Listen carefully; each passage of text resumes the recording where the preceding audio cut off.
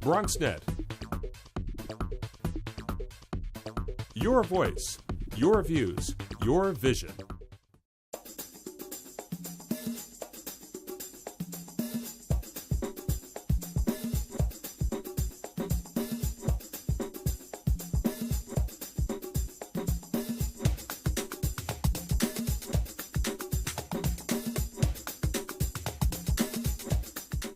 Pursuant to Chapter 69, Section 2706 of the New York City Charter, a meeting of the Bronx Borough Board Meeting will take place on Thursday, October 22nd, 2009 at 9:15 a.m. The meeting will take place at 198 East 161st Street, 3rd floor, Training Room, Bronx, New York.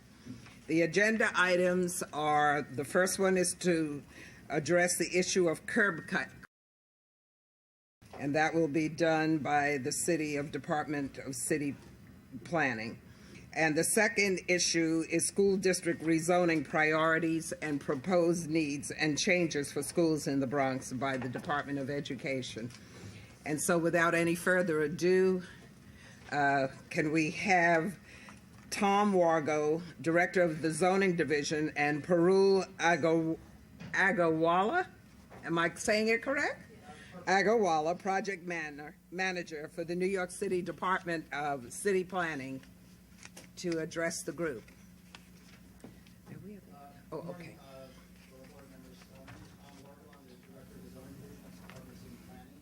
And next month, the department is planning to refer out a text amendment that addresses some concerns that were brought to our attention by community boards and elected officials concerning inappropriate curb cuts and front yard parking paths in low-density residential districts.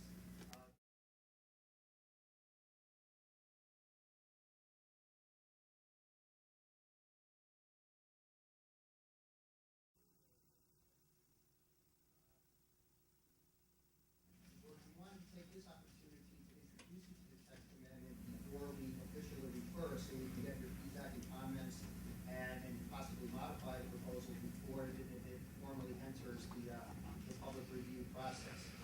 When it gets referred next month, it will begin with the normal review procedure. The community boards will all have 60 days to review and comment on the proposal. Then it goes to the City Planning Commission and finally the City Council. But we want to take this opportunity to familiarize yourself with the proposal before we make it official. So Parul will now walk you through the proposal, and afterwards we will answer any questions you might have. Thank you. Thank you. Good morning.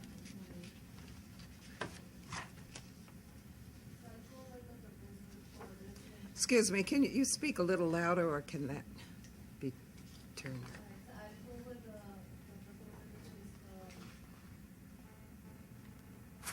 Testing 1, 2. Yeah, that might be better. The Residential Streetscape Preservation Text Amendment. And we'll go over the main goals and objectives of this proposal. We have got 5 goals and objectives. The first goal is to strengthen the front yard planting requirements in R1 through R5 districts. The second goal is to refine the rules for curb cuts and front yard planting in R1 through R5 contextual districts. Our third goal is to restore the original intent of zoning regulations affecting residential parking and planting rules to be consistent with the court decision earlier this year that redefined development as a new building and not as something that's applicable to existing building. Our fifth goal is to encourage group parking facilities and preserve on-street parking spaces for quality housing buildings. And the last goal is to ensure that adequate parking is provided for new dwelling units that are added to existing buildings. So I'll go over each of these goals and what the existing issues and our new proposed rules are. So the first goal is to strengthen the front yard planting requirements in all R1 through R5 districts. And to give a little bit of a background, in the spring of 2008, the zoning regulations are adopted that required minimum percentage of front yards to be planted. These rules are applicable to new residences, and any existing residents that had planted front yards was not allowed to pave their yards if the paving resulted in less planting requirement that would be required for a new residence. So the proposal would be applicable under similar circumstances, and the proposal is to apply minimal front yard planting standards to ensure that the required planting areas are meaningful and contribute towards a landscape streetscape. So here's an example of what the existing rules are, and these rules would be applicable to R1 through R5 districts. So under the current rules, very narrow planting strips can count towards meeting minimum planting requirements, as you can see in that corner.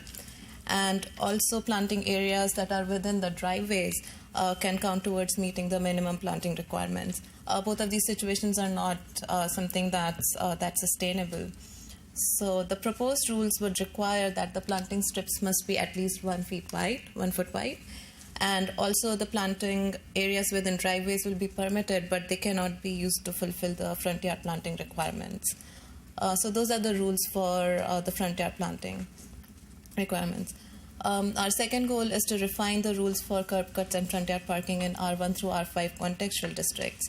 And the proposal would mainly prohibit curb cuts and front yard parking for non-conforming buildings in lower density contextual districts, which are R1, R2, R3A, R3X, R31, R4A, R41, R5A districts.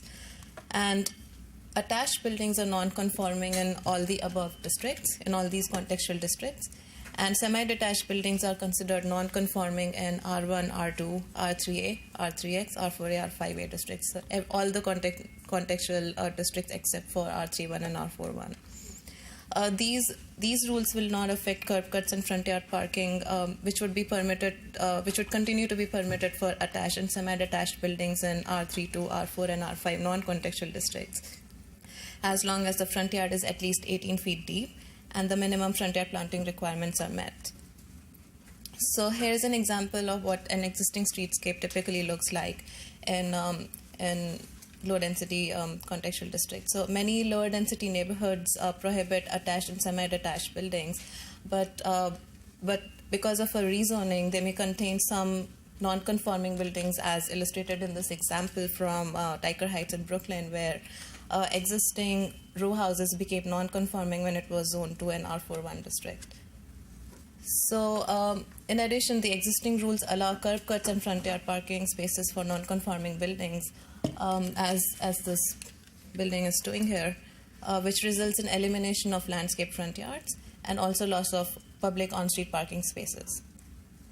So the proposal would be applicable to all non-contextual districts. All contextual districts from lower density contextual districts listed here.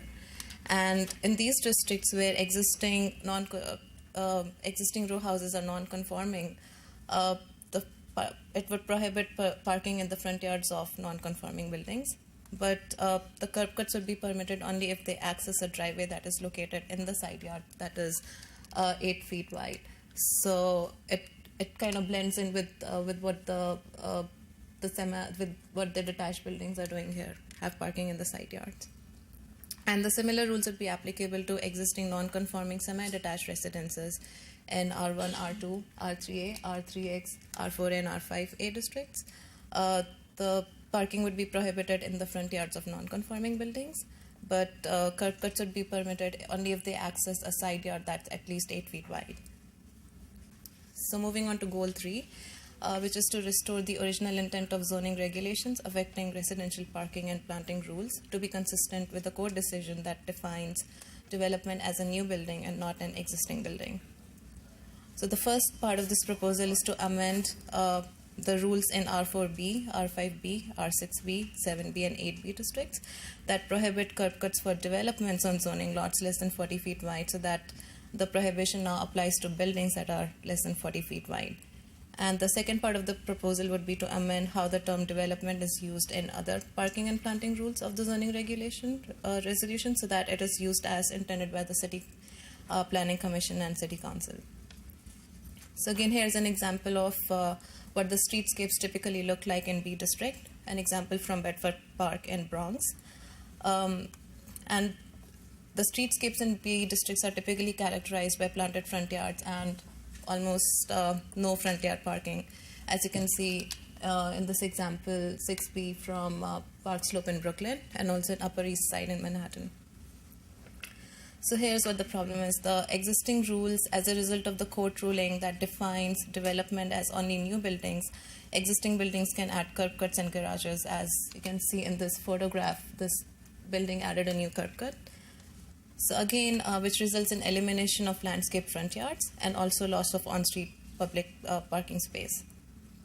The proposed rules would be applicable to all the B districts and would prohibit curb cuts for buildings that are less than 40 feet wide. And as the second part of the proposal is to amend how the term development is used in other parking and planting rules of the zoning resolution. So for instance, if the rule applies to developments which prior to the court ruling were interpreted as all buildings, but must now be interpreted as only new buildings, so that rule will now be amended to apply to all buildings, both existing and new. And moving on to goal number 4, which is to encourage group parking facilities and preserve on-street parking spaces for quality housing buildings. The proposal would apply stricter curb cut rules for buildings wider than 40 feet in R6B, 7B, and R8B districts. The second part of this goal would apply curb cut rules in all the A districts and the X districts, where these districts currently do not have any curb cut rules. And the third part is to apply curb cut rules for optional quality housing buildings in R6, R7, and R8 non-contextual districts. Again, so there are no curb cut rules for quality housing buildings in these districts. So here's an overview of what the rules currently are.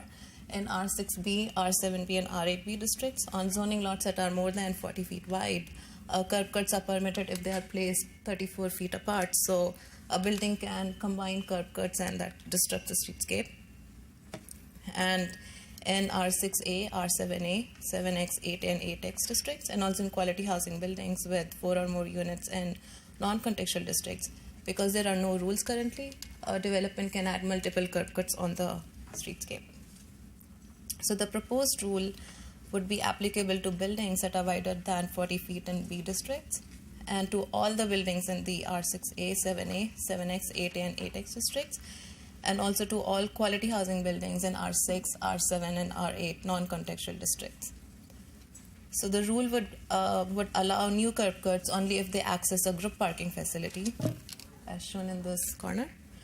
And generally, and this is how it would work. So on zoning lots that are less than 50 feet wide, only one curb cut would be permitted, and the maximum size of that curb cut could be 10 feet. On zoning lots that are between 50 feet to 100 feet, one curb cut of maximum 15 feet width would be permitted.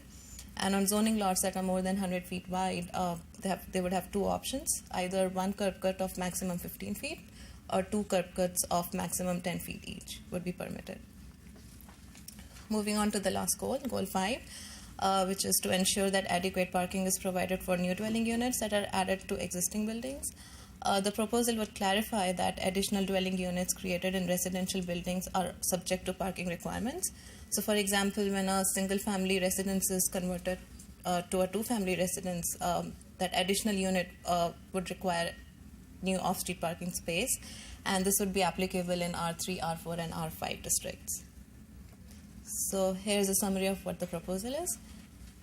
First is to apply minimal standards to front yard parking planting requirements in R1 through R5 districts. The second is to prohibit curb cuts and front yard parking for non-conforming attached and non-conforming detached, semi-detached buildings.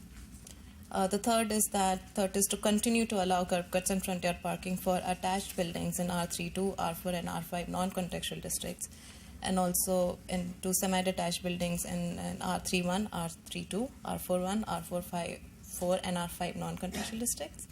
The fourth is to restore prohibition for curb cuts for buildings that are less than 40 feet wide in the B districts. The fifth is to apply new curb cut rules to all to buildings that are 40 feet or wider in B districts, to all buildings in the A and the X districts, and also to quality housing buildings in the non-contextual districts. So these new rules would limit the number of curb cuts on a lot and require that they access a group parking facility. And the last is to clarify that additional dwelling units created in existing residences require off-street parking spaces in R3, R4, and R5 districts. So I'll open up to questions. Thank you. Thank you. Are there any questions or statements on the proposed plans? Question. Yes, Joe. What's a quality building? Quality housing building? Yeah. Quality housing buildings are the only type of apartment building that is allowed in a contextual district, which is a district with an A, a B, or an X letter suffix. And generally, they're lower buildings than towers. They're lower and have higher coverage. So the biggest difference between a quality housing building and an other apartment building is that the quality housing buildings have height limits and they're broader, and the other buildings are towers that are usually surrounded by a lot more open space. Are there any other questions? Yes, Very quick. Mr. Kern.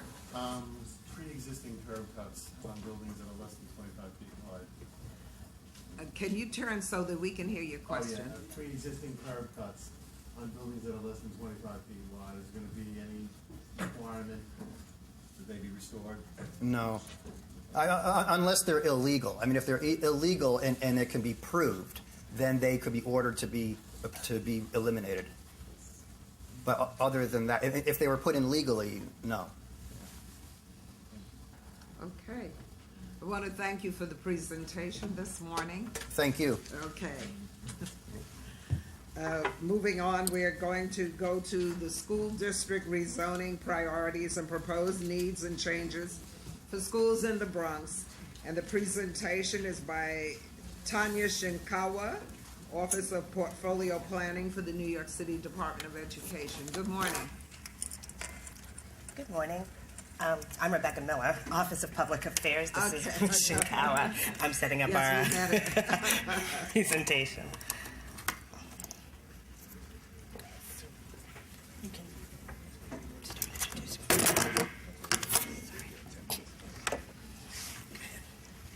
Good morning, everyone. My name is Tanya Shinkawa. I'm the Director of Bronx Planning from the Office of Portfolio Planning at the New York City Department of Education. Thank you for having us this morning. We are going to walk through some of the items that were presented to many of you in letter format, as well as some of the additional planning work that's being done for the Bronx. And I'd like to also describe some of the process that is an annual process we'll be going through each year. So to familiarize you with the individuals who will be doing this work and that you can contact in the future with questions, and to help you understand how we arrived at these recommendations or these ideas for planning in the Bronx. So to begin with, portfolio planning is a relatively new office and process, and the goal of our office is to create a portfolio of schools and programs that meets the needs of all students in New York City. And so we, for the elementary and middle school levels, do look at the portfolio of schools and programs on a district-wide basis. And for the high school level, we look at the students and the schools and programs that are offered for them on a borough-wide basis. And that's based on the way that enrollment works and the fact that elementary students do often go to their neighborhood school based on where they reside, and so we want to focus on the district that they live in as far as the planning. Where?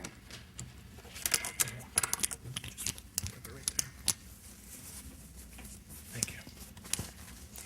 So each year we're going to reevaluate the portfolio. And many of the changes that we have announced in the past would be the result of that evaluation and that analysis. Some examples of the changes to the portfolio that you may be familiar with from past years: the creation of new district and charter schools, the closure of low-performing schools, grade reconfiguration, which is the changing of a grade span for an existing school, changes to individual schools' enrollment policies, as well as the reallocation of specific programs such as pre-kindergarten, gifted and talented, and District 75 programs, GED+, Young Adult Borough Centers, and others for District 79. In the past year or so, there's been a lot of conversation about how many of these changes, when they were announced, the community did not feel as if they had a voice in the conversation and were a part of the planning process. So from that perspective, we identified obviously that we needed to make a change to the way that we were performing the portfolio planning process. And we wanted to ensure that we were working closely with the community as well as elected officials and all constituents that we are serving in trying to do the planning work. So in approaching the planning process for the 2010-2011 school year, we have developed a new process that we hope will increase the internal cross-functional participation in terms of the DOE participants, such as the community district superintendent, the executive director of Bronx enrollment, the director of space planning, all of those individuals from the DOE side. And we also hope to be much clearer and more consistent, transparent with our consultation with the community in terms of what we are thinking, what we have seen, and what we would like to consider. So I'm going to describe for you the process to a certain extent, starting with the piece where we hope to improve our internal cross-functional collaboration. We've developed internal teams, the district planning committee for the elementary and middle school levels, as well as the borough planning committee from the high school perspective. And that team will use an analysis from the portfolio planning office. So as the director of Bronx Planning, I would perform an evaluation of all of the information available for enrollment, facilities, and the current portfolio of schools and programs, as well as any other information that's come to our attention through community conversation, and then work with the district planning teams. And my colleague, who's the director of high school planning, would work with the borough planning committee.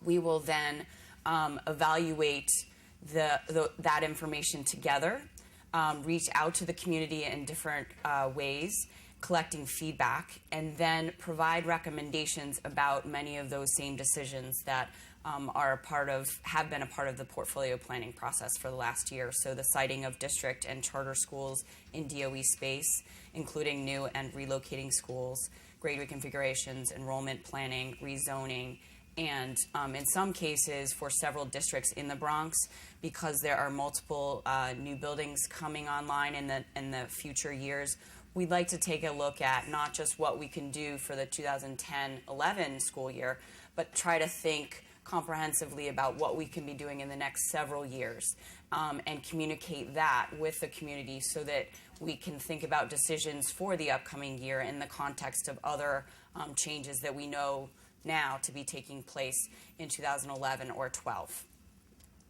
So this is a diagram of the overall process, and the orange circles represent items that are essentially internal committees or constituents at the Department of Education, and the blue circles represent the key points in the process where we are integrating the community input and collaboration. So we start with, as I stated, the analysis of problems and the development of potential scenarios that's done by the Office of Portfolio Planning, in this case myself and my colleague, the Director of High School Planning. Then we work together with our colleagues at the Department of Education in our district and borough planning committees and review the analysis and develop recommendations that we together feel we would like to bring to the community for consideration. Then we are currently in, and have been for the last several months, in the community consultation phase.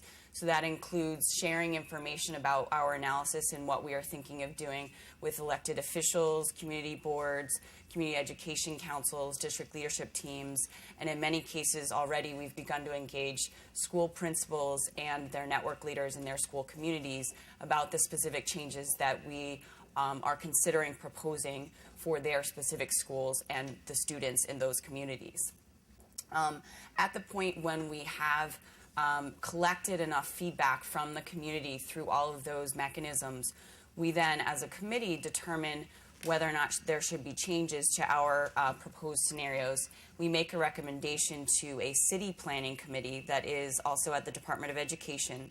They review our recommendations and will determine and let us know as a committee which of those we should then go back out to the community to discuss as official proposals. So that piece will be the community engagement process. That's the last circle. And we have the word legislation in there in parentheses because there are a few things that we are now required to do per the amended law that I will walk through in just a moment.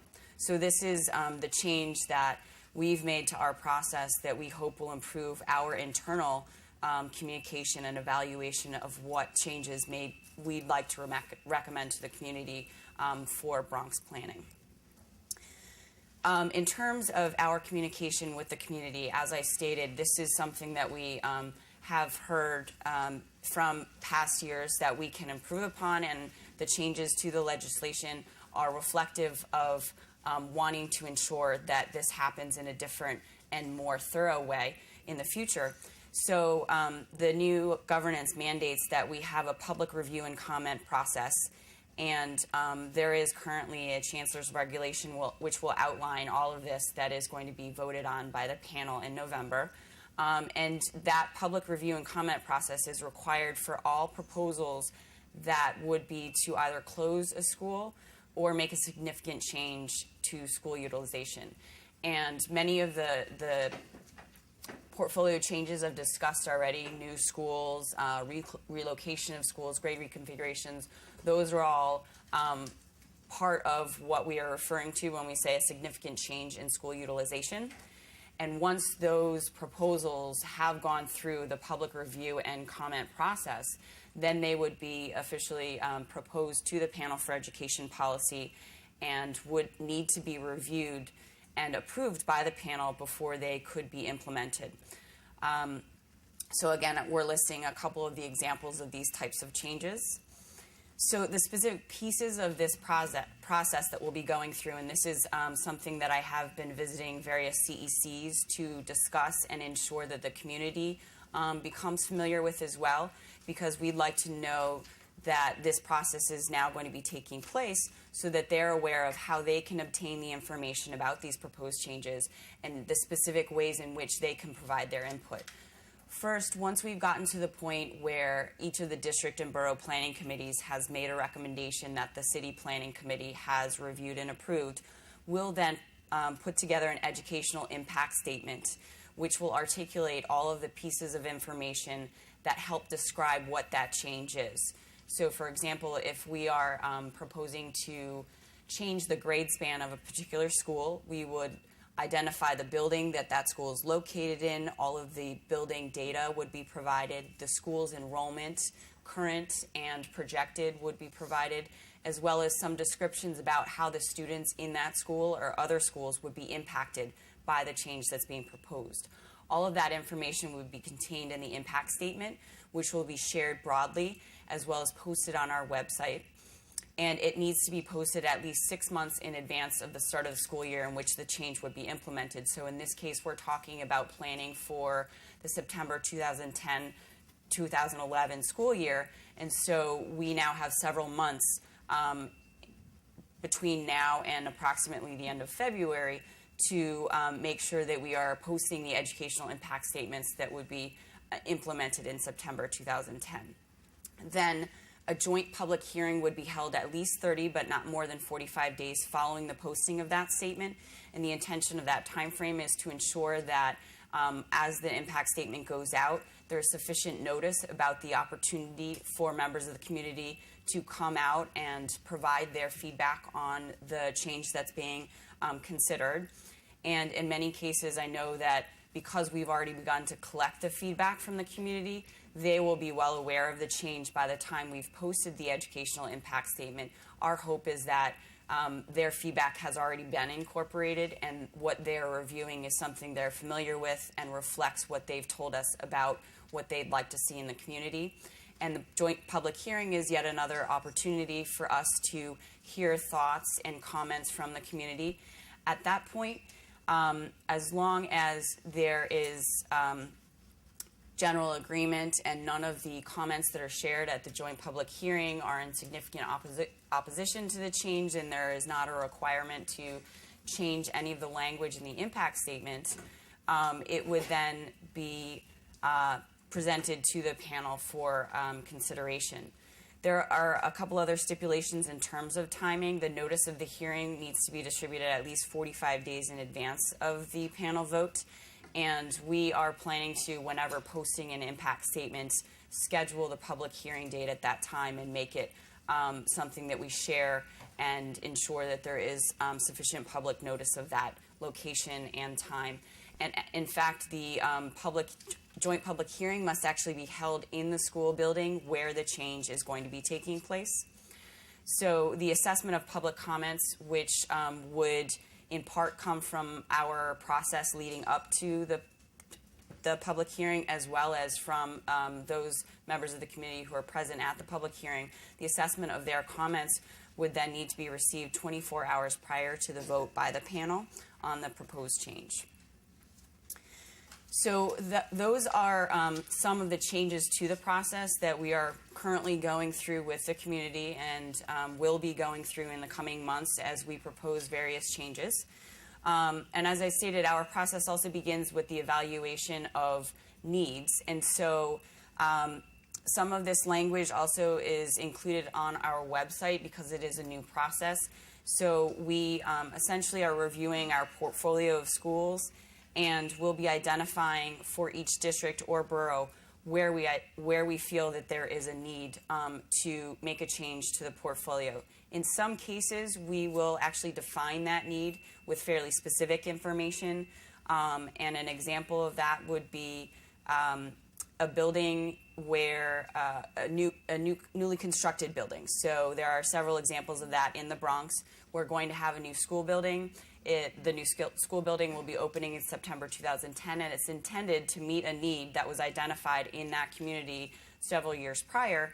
So our work is to say, we now are doing the planning for what will be in this building. We're reaching out to the community. What is it the community feels is needed in that building at this time? In other cases, however, we are going to describe the need that we see in a more general way, and we're going to walk through each of the districts, so you'll see examples of those stated needs. But some of the needs that we have raised from a borough-wide perspective, middle schools that can start with multiple grades, either grade 5 and 6 or 6 and 7. And the reason for that is that we do have a number of schools in the Bronx with grade spans that do not align across the district or the borough. So as we make changes to the portfolio, we'd like to ensure that there are options for students during that process. And so we've anticipated a potential need for middle schools that would be starting, brand new middle schools starting with 2 grades. There are also, we're evaluating the population of students in the Bronx that are overage and undercredited. And one of the ways that we have developed to meet the needs of these students is a transfer high school model. So we are looking at potentially opening transfer high schools in the Bronx to meet the needs of those students. We also each year do hear from schools that, based on their current location, are expressing a need or a desire to move to a new facility, either based on their enrollment growth, the fact that they are phasing in, or other changes that have taken place since they are originally sited in that building. So we take those into account as well when we're going through the evaluation process and identifying needs. So I'm going to walk through some of the general and specific needs that we have both stated and posted on our website, as well as been discussing with each of the communities in these districts. And though I did state that from the high school planning perspective, we look at the Bronx in terms of the borough and do the planning from that perspective, we're going to discuss each of the high school planning elements in terms of which geographic district they're located in for today. So in School District 7, which is the South Bronx, we have stated that there are 2 general district needs: elementary schools that offer a range of English language learner services, including transitional bilingual, English as a second language, and dual language for Spanish speakers. We've seen an increase in the immigrant population that is residing in District 7, and in discussions with the principals and the community superintendent there, they feel that we can improve and expand the number of programs and schools that we are offering for English language learners. So that is a general need that we've stated. Another general district need is elementary schools and middle schools that can serve higher than the district average numbers of students in need of a range of special education services, whether that be through a collaborative team teaching setting, special class setting, or special education teacher support services. So that is another general need that we've discussed with the community, and in thinking about those, we try to figure out the best ways of addressing that, whether it be a new school or the development of a program within an existing school, or through additional services that are provided in school buildings. There is also going to be a new high school campus that is currently being constructed and scheduled to open in September 2010.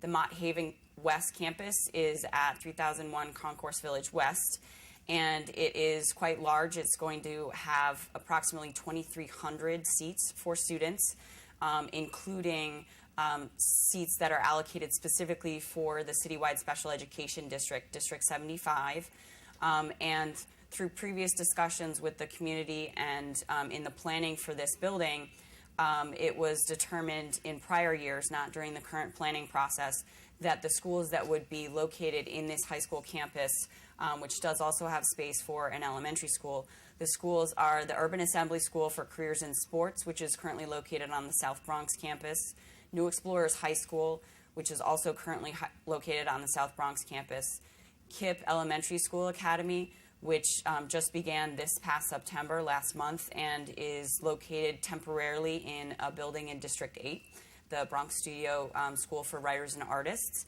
and the Bronx Leadership Academy, too, which is currently located on the Morris campus. This is an item that we are continuing to discuss with the community, despite the fact that the number of schools that are moving there has been determined.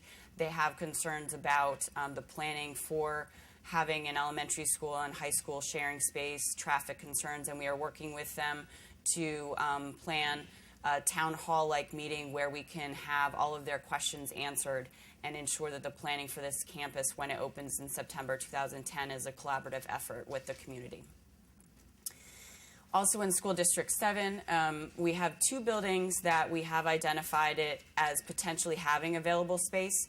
So given that we have identified needs for the district, if we determine a way that we together with the community feel that we can address the needs that have been identified, we'd like to know where we could potentially have space to meet those needs. And these 2 buildings are buildings that we've stated, based on our evaluation, may have space. And that is just our effort to share that fact with the community so that if there is additional information about these buildings that has not come to our attention, these buildings are now up for discussion. It does not mean that we are planning necessarily to put anything there, but it does mean that if we identify a way to meet the need, these buildings are likely to be the place where we would be proposing something, a program or a school or any other potential change. The last item in terms of schools under evaluation for potential available space, this is actually a space where we know that there will become space, a building where we know there will become space, because as I stated on the previous slide, there are 2 high schools currently located on the South Bronx campus that will be moving to the newly constructed Mott Haven West campus. And so when those schools leave South Bronx campus, there will be space there. So we've asked the community, given that it is a high school campus, if there are specific high school options that they would like to see on this campus. Moving on to District 8, in terms of relocating schools and available space, in the PS 93 building, which is on the western edge of the Soundview area of District 8, the North Bronx Carl Icahn Charter School is currently located with PS 93 in the building, and they are scheduled to move to a newly constructed building in District 11 in September 2010. So they'll be vacating PS 93, which again means that we know that we will have some space there. And the question to the community is, what needs do you feel we have in this district that we can meet with this building? This is something that we discussed at last night's Community Education Council and have been discussing for several months and collecting their feedback. Also in District 8, Each year, principals have an opportunity to apply to our office and indicate that they'd like to change the grade span of their school. So this past year, PS 335, which is an elementary school located in the former PS 60 building, is currently serving grades 4 and 5, and they had submitted a proposal and would like to expand so that they serve all elementary grades, pre-K through 5. We posted that proposal on the website and have been discussing it with the community, collecting their input. And what we've indicated and also touched on last night at the CEC meeting is that we also are interested in aligning the grade spans of all elementary schools so that each student, no matter where they reside in the Bronx, has a consistent elementary experience and would be making the choice to move on to middle school at the same time as a 5th grader.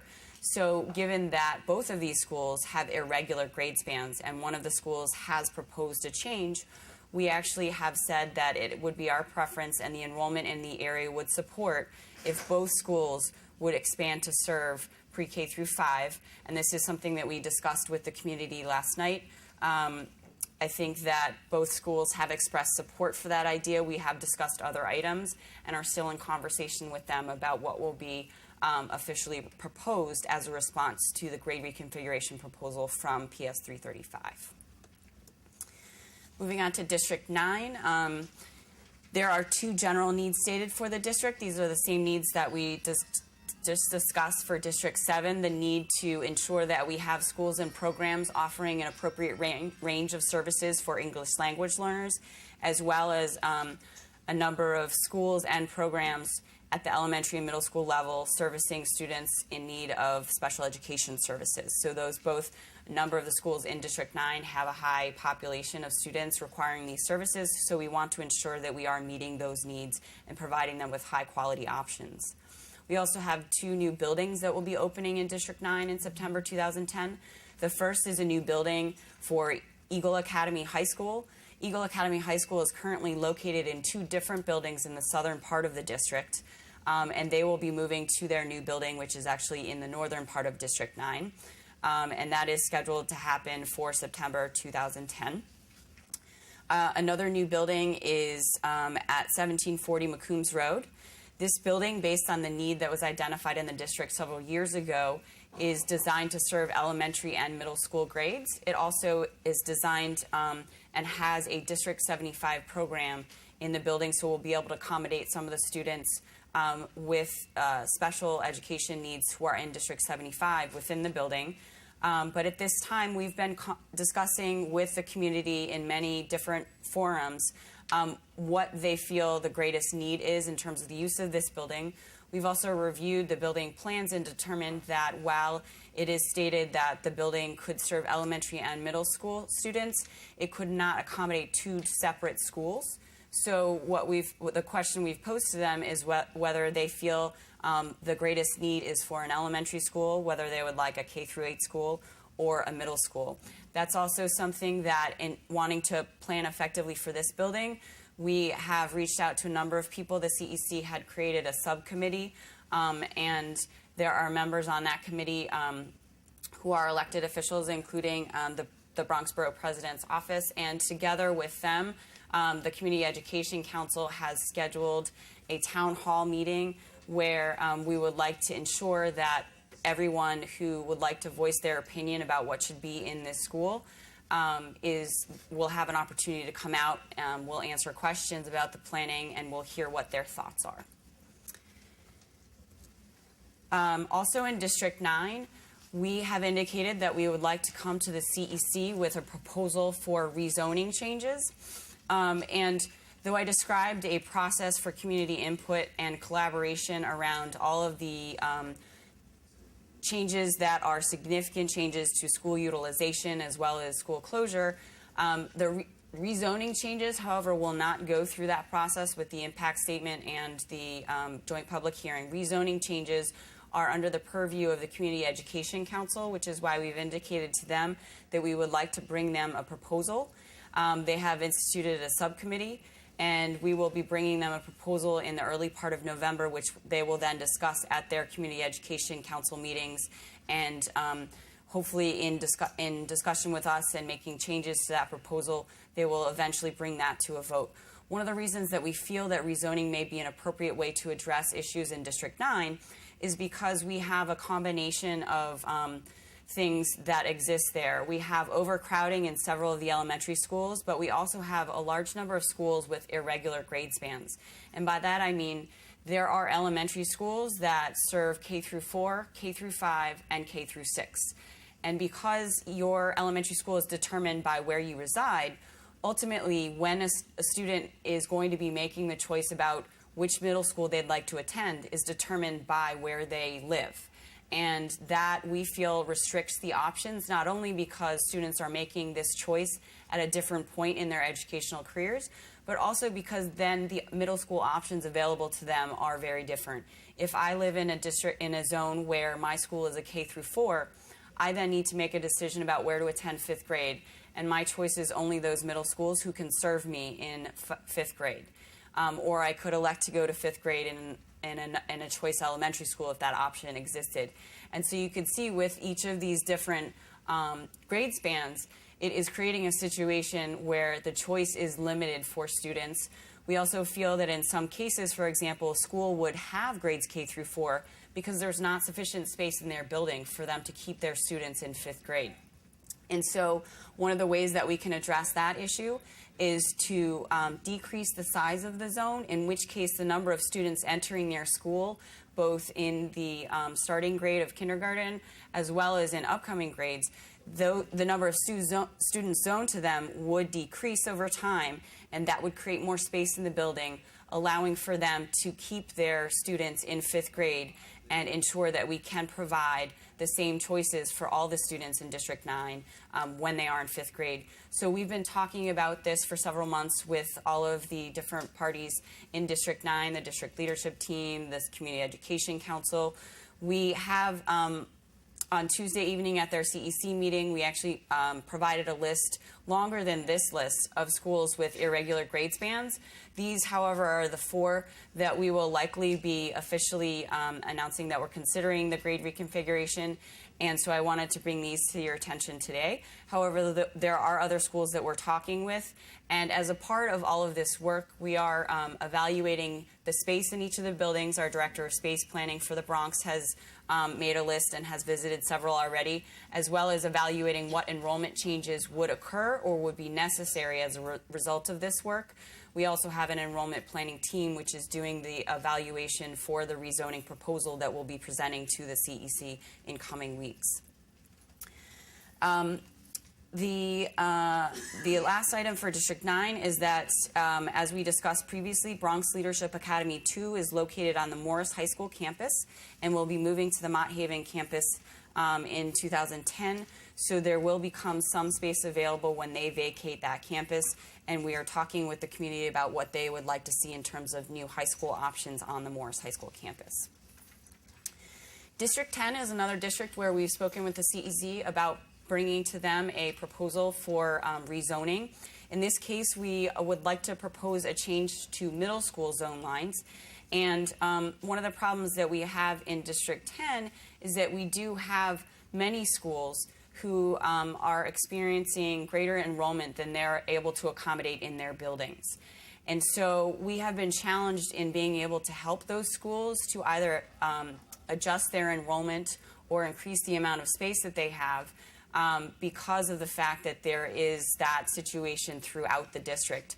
So the rezoning change is something that we think we'll be able to propose and will be feasible, given that we feel that we will have a new building in the southern part of the district. It's an addition to PS 79. And again, this building was designed to accommodate both elementary and middle school students. However, in discussions with the community, they have expressed that there is a strong desire for it to have a middle school located there.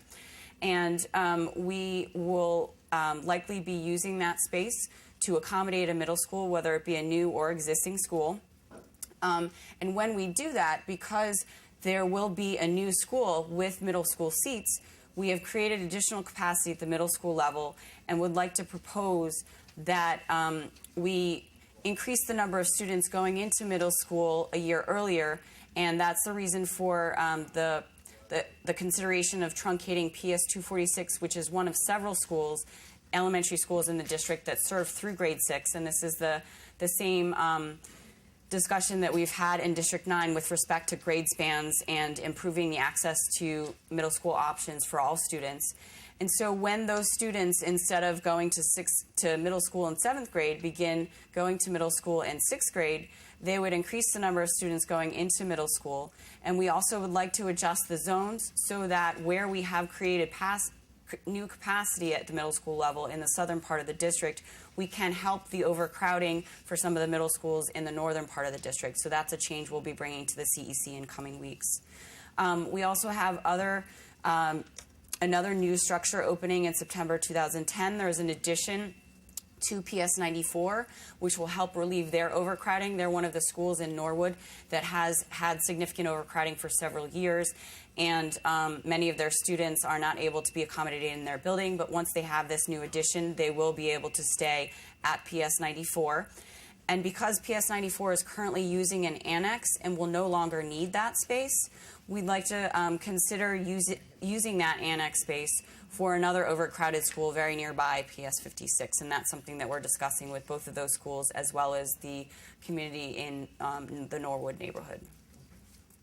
Also in District 10, this is a high school campus where we have stated that based on our preliminary evaluation, there may be space available to meet some of the needs at the high school level in the district or the borough. So this is something that we've put up for discussion and would like to collect feedback on. District 11, we've stated 2 general district needs. In District 11, despite the fact that we have opened several buildings in the past couple years and do still have seats in the capital plan, so hope to open more new buildings in that area, we do still have significant overcrowding throughout the district at the elementary level. And we'd like to make sure we consider all options in meeting that need, not just new buildings, but other ways of using existing space. And that's something that we've been discussing with the community. And to date, we have some proposals, but are still in consultation with them about that. We also see overcrowding at the middle school level in some parts of the district, and the CEC passed a resolution last year that they would like to move to a district middle school choice process starting in 2010, which would allow students not just to have a right to attend their zone school, but also to make choices for other middle schools.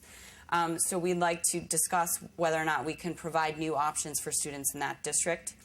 There is a new building opening that will serve grades K through 8 on 900 Van Nest Avenue, and we've been working closely with the community to plan for what school would be located there when that new school building opens. These are the 3 buildings in the district where we've identified that there may possibly be space for us to use in meeting the needs that we've discussed with the district. They are all middle school buildings located in different parts of the district, and when we are discussing the possibility of opening a new middle school of choice or additional middle school choice programs within existing schools or ways of meeting the overcrowding at the elementary school, we are discussing these buildings as possible ways to meet those needs.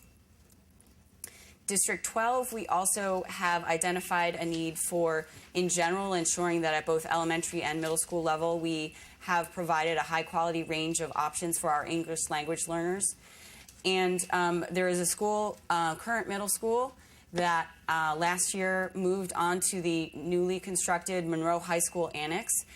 They're sharing space with a new high school, the Cinema School, as well as a District 75 program, and temporarily a charter school that's incubating there.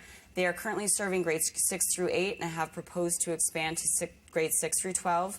There is significant amount of community support for this proposal, and so we have actually released the impact statement to officially consider approving their proposal to expand to 6 through 12.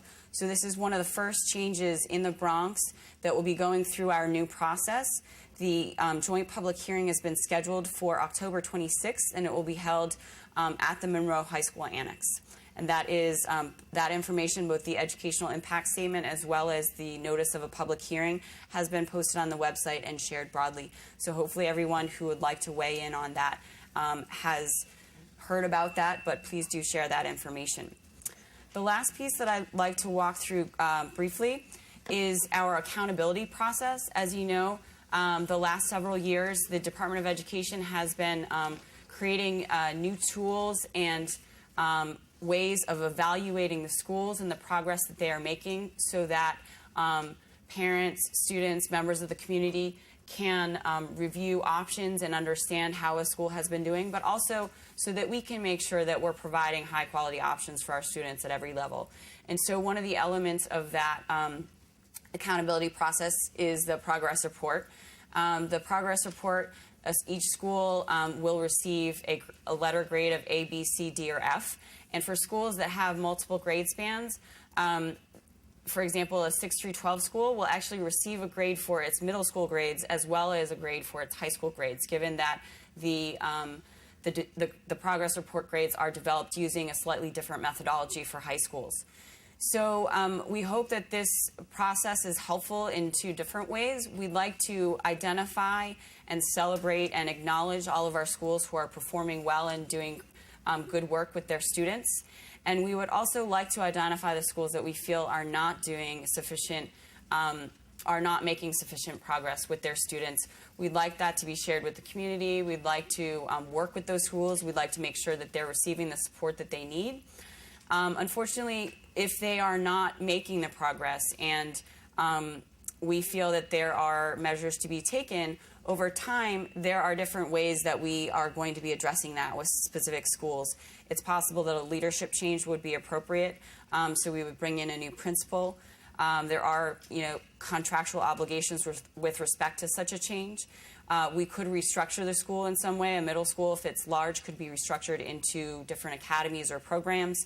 And in some cases, closure may be the option that is deemed appropriate because the school has been employing different strategies and has had different principals, has had time to try and implement things that they feel would address the issues that they are facing, and it does not seem to be meeting with success. So we feel that we need to offer a new option for those students, and it's appropriate to close the school.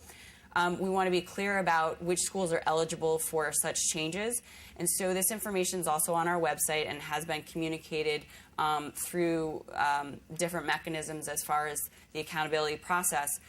But decisions about these consequences for low-performing schools will be based on the school's progress report, and specifically schools who are receiving C's, D's, and F's for several years in a row, as well as the quality review score and the progress, whether or not they have, for example, gone from a D to a C to a B and are showing progress with respect to the grades that they're receiving, their proficiency as far as their students, and other items. So ultimately, schools that have received multiple years of low grades are the ones that are eligible. And so for the Bronx, based on the last specifically 2 years of progress reports, at this time there are 3 schools that have received a C, D, or F in the last 2 years and therefore are eligible for these measures in terms of leadership. Leadership change also is something we consider for many different schools. However, specifically closure is an option that we look at for schools that are falling into this category. The first school is Frederick Douglass Academy 3. It's a secondary school located in District 9, which means it serves grade 6 through 8, and this particular grade of C in 2009 was received for its middle school grades. So I want to outline again that they will be receiving a separate grade for their high school grades, and we can make decisions separately for the middle school grades versus the high school grades if that seems appropriate. Bronx Green Middle School is a middle school in District 11 on a campus where there are 3 different middle schools. It's a zone campus currently, and it received a grade of D this past year as well as a C in the first year that it received a progress report, which was in 2007-8. And then New Day Academy is another secondary school. It's located in District 12. This grade of C is for its middle school grades, and in the previous 2 years, its middle school grades received a grade of C in 2007-8 and a grade of D in 2006-7. So these 3 schools are the ones that we are performing an accountability review on. We're reaching out to all of the individuals who have been working with the school in terms of its academic program and all of the aspects of the school. We're reaching out to find out how it's engaged its parents, looking at the survey to see what the parents, teachers, and students are feeling, and are reviewing what will be appropriate for these schools. So each of these pieces that we've walked through are going to be a part of our annual process. And as I stated, we're right now very much in the middle of our community consultation phase with respect to proposed changes for 2010. There is one impact statement that's been posted, and the hearing is scheduled. There will be several more impact statements, especially for the Bronx coming at the end of November. And please make sure to share with those that you work with and live near and know that this process is happening. We'd like to encourage community members to come out and let us know what they think about these proposed changes that we're considering. And we also welcome feedback directly. You can contact us via email or on the website or any of us directly. We'd love to hear your feedback. Thank you. Thank you. This was quite comprehensive. And before I start, I want to acknowledge the presence of Councilwoman Maria del Carmen Arroyo, and I thank you for being with us this morning. I'm not going to probably be able to stay for all the questions, but I did want to start out with some issues regarding each district that has come to our attention at the Borough President's office. So I'd like to start off with School District 7. And ask you some questions about that. In School District 7, both New Explorers High School and the Urban Assembly School for Careers in Sports will be moving from their current location at 701 St. Anne's Avenue to the South Bronx Mott Haven campus in September 2010. Currently within District 7 are schools that are presently located within transportables. Are these transportables being considered for this available space? And my larger point is that I firmly believe that the schools considered for these new space opportunities be existing schools in inadequate spaces, such as transportables or overcrowded schools. And let me finish with the final point on District 7. It has been identified that there is need for an elementary school with a focus on English language learners. Currently in the Bronx, which elementary school has had the best success with English language learners? And what is the possibility of either expanding or duplicating that school program in District 7? So for your first question, yes, the schools that are located in transportables are being considered for a move to the South Bronx campus. The one that I'm specifically aware of is, in fact, a transfer high school that's located in transportables, and that is one of the schools that's been discussed. I believe also in the high school planning conversations, they have emphasized the need to move existing schools onto that campus rather than opening a new option. It's still under consideration, so we will absolutely pass on your feedback with respect to the planning for that campus. With respect to English language learners, yes, one thing that we did not touch on in this presentation is our new school development process. Each year, we ask for educators who are interested in starting a new school and take them through development workshops, and they are eligible to submit proposals. We had 2 rounds in that process this year and have received abstracts from over 100 teams who would like to open new schools in the city of New York. And they're at various levels. Because we've emphasized the need for schools that have strong programs for English language learners and special education students, most of the proposals we received emphasize that in their model. And as a part of that process, we've reached out to each of the community education councils about bringing several of the folks who are going through this process out to meet them to discuss where they are in developing a school. In District 7, because the need for schools that have strong programs for English language learners has been discussed, we are planning to bring out some of the folks in our new school development process who have particularly strong applications and have said that they would focus on those student populations, and that would be taking place at November CEC meetings. Okay. I have one other question regarding District 7, and I hear that you're talking about putting the KIPS Elementary School Academy into the high school, the Mott Haven Campus West High School. And what grades are you talking about? Kindergarten? They have Is started. that inclusive of kindergarten? Yes, it is. They have started with their first grades. Can you tell me this year. the rationale for considering putting babies with teenagers? The design for the campus included a space that is appropriate for an elementary school, and so many of those conversations about the design for the campus took place several years ago. And I think that we do have shared space situations throughout the borough. I know this is a concern that is raised in all of those cases. And in this case, I believe that the rationale was that there are valuable partnerships that can be gained through having an elementary school partner with the high school. These concerns were among the concerns raised in conversations with the community. And as I stated, we are working with them to have a town hall meeting where we will actually bring each of the 4 principals from these schools, as well as representatives from the School Construction Authority, who can speak to the design. The principals can speak to their plan with regard to where students will be entering and exiting, and we can discuss further the concerns about the fact that different school level students will be in the same space. But the way that the campus is designed, these structures are fairly separate, and so there will not be a significant amount of interaction during the school day. It will be controlled and actually planned interactions, which is why with regard to entering and exiting the building, that is one of the key places where we feel the interaction will take place, not through mentoring programs or other partnerships between the schools. And we're going to ensure that all of the concerns about the community on that are addressed in those conversations. Well, I would just want to put something else on the table, and that is, instead of putting kindergartners in a high school, consider putting 6th, maybe 7th, 5th graders in the high school, as opposed to, is that what you're saying? I'm looking at my chair, Community Board 4, whose community board this school will sit in, Mount Haven School Campus. The original design for this campus included 3 high schools and a middle school. From the very beginning, it never included an elementary school.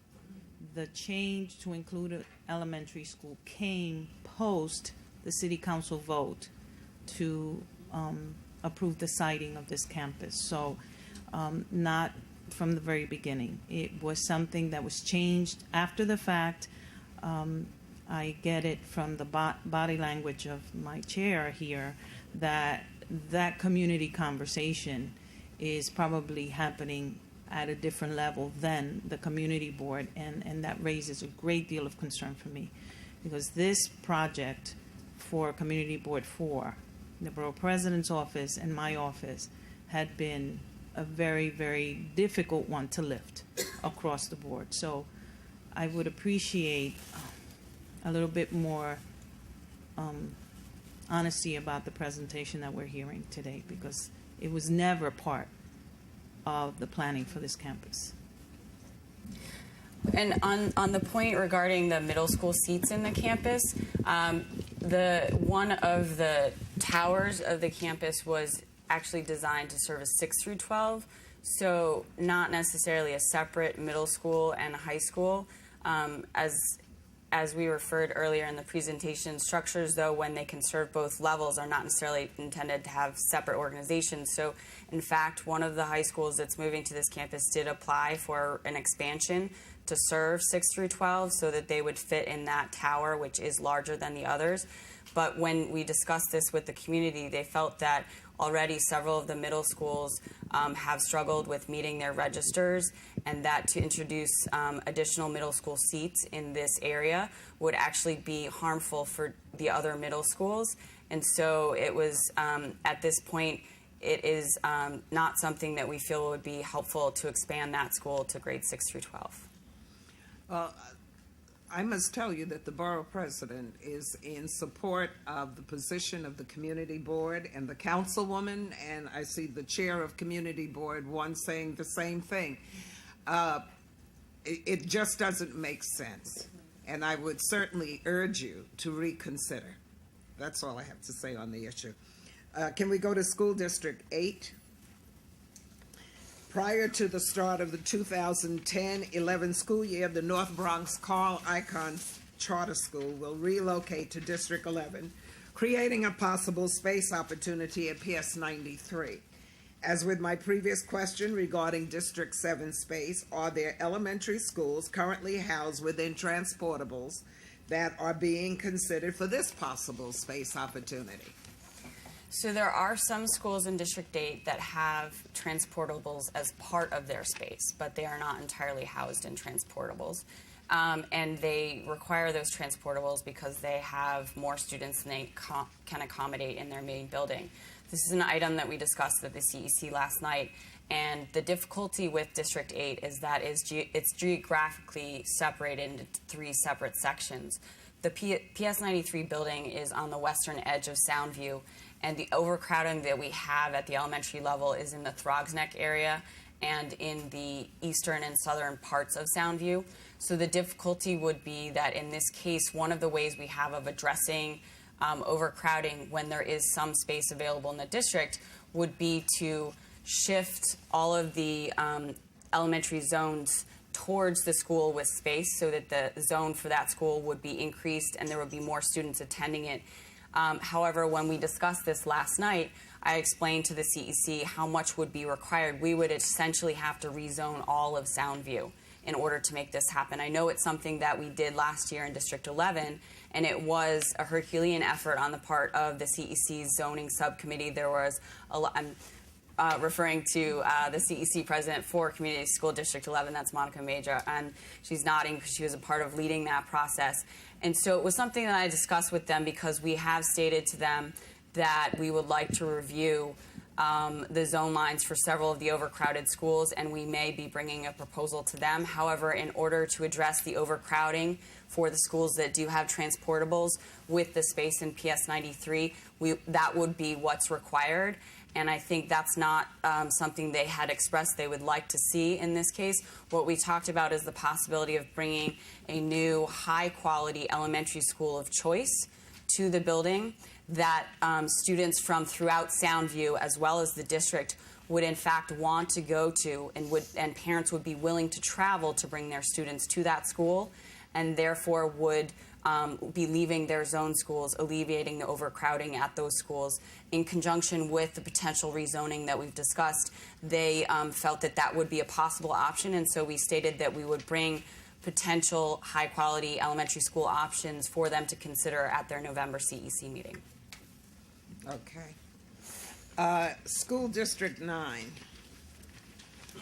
Currently in the Highbridge community, many of our children are forced to travel great distances to their zone schools. I understand that in School District 9, rezoning at the elementary school level will be considered to alleviate overcrowding. Will the rezoning help to address the long travel distances the children are currently faced with? I think the answer is different depending on whether we talk about elementary age students or middle school age students. And so for elementary age students, any zone line changes that will be proposed will be fairly slight changes, meaning that if a zone line follows one street, our suggestion may be to increase the zone and move the zone line 1 block over, 2 blocks over, thereby not significantly changing the current zones and reducing the amount of impact to families in that area. However, those specific items within the zoning proposal will be what we discuss and go back and forth with the CEC. The goal would absolutely be to make sure that elementary age students are going to a school that is close to their home and is in fact the closest school to their home if that's at all possible. With respect to middle school in District 9, they have both zoned options as well as choice options. And I think in this case, we do have the small middle school building that will open in Highbridge in several years. And we've been talking with them about what we can be doing in the interim until that building is opened as a new middle school. One of the items we've discussed is that when 2 of the K-4 elementary schools in the Highbridge area add their 5th grades, that will help in part because the students will stay close to home for an additional year before making the choice for middle school. And right now we are talking about the new building that is on McCombs Road. That's a possible use of that building though that is not necessarily a close trip for the students in Highbridge. That is a consideration, and so we'd like to hear from the community.